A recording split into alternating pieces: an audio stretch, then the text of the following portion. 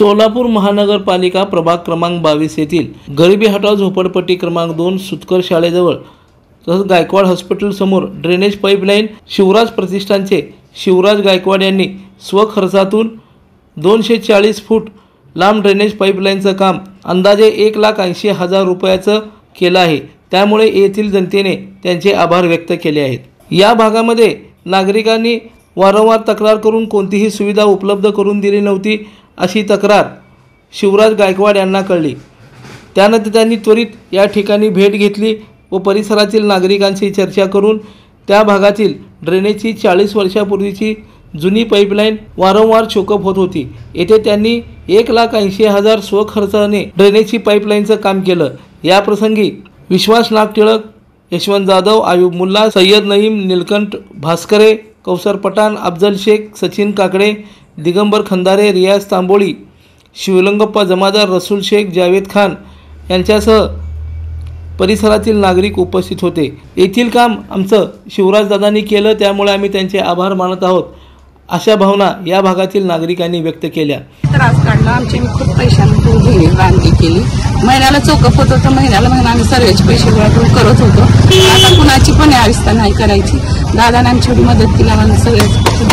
झोपड़पट्टी number 2 गरीबी हटाओ शिवराज दादा के पास हम गए थे। हमारी ये परिस्थिति बहुत पुरानी थी, बहुत सालों से हम तकलीफ में थे। दादा हमारी तकलीफ समझ के अपने पैसों को काम करके दे रहे हैं और दादा का बहुत बहुत धन्यवाद। दादा ने हमारी परिस्थिति को समझा, हमारी परेशानी को समझा। हम बहुत तरफ से कई साल से हम बहुत तकलीफ में थे, लेकिन हमारी तकलीफ समझ के दादा करते रहे। शिवराज गायकवाड यांनी आपण सदैव जनतेच्या सेवेसाठी तयार असून कोणतेही काम असू दे, आपल्या परिवारातील सदस्य म्हणून आपण मला हाक द्या, मी सदैव आपल्या सोबत आहे असं प्रतिपादन यावेळी केलं। नमस्कार, मी शिवराज गायकवाड, अध्यक्ष ओमसाहेब प्रतिष्ठान महाराष्ट्र राज्य।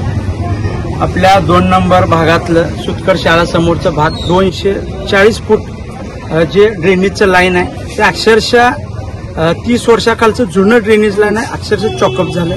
त्यांनी 4-5 वर्ष झालं पाठपुरावा करायला ते काम व्हावं म्हणून। जेव्हा त्यांनी माझं नाव सुचवलं, माझ्या संपर्कात आले तेव्हा मला बोलले की हे ड्रेनेज लाईन करून दे। मी एक माणुसकीचं नातं बघून मी तिथं प्रत्यक्षात आलो, मला खूप वाईट वाटलं ते ड्रेनेज लाईन बघून।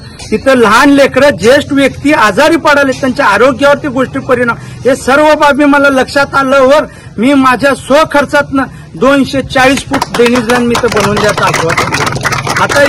आता आपण न थांबता मी सगळ्यांना आवाहन करतो, हे आपल्या ड्रेनेज लाईन असू दे, लाईटी असू दे किंवा काही आरोग्य समस्या असं आपले मूलभूत गरजा आहे, मूलभूत गरजा करण्यासाठी आपल्याला लढावं लागणार आहे। तुमचं कुठलीही समस्या असो, अहोरात्र मला फोन करा, मी तुमच्या पाठीशी म्हणून एक तुमचं नातेवाईक म्हणून, तुमचा एक भाऊ म्हणून, तुमचा एक मुलगा म्हणून मी तुमच्या पाठीशी राहतो। याच्या पुढेही मी तुम्हाला कुठलंही काम इथं अपूर्ण करणार नाही, पूर्ण करून देऊन इथं हे स्मार्ट सोलापूर स्मार्ट प्रभाग 22 असं करू मी इच्छितो। लोकदर्शन मराठी चॅनलला सबस्क्राईब करा, बेल बटनला क्लिक करा व लाईक करायला विसरू नका।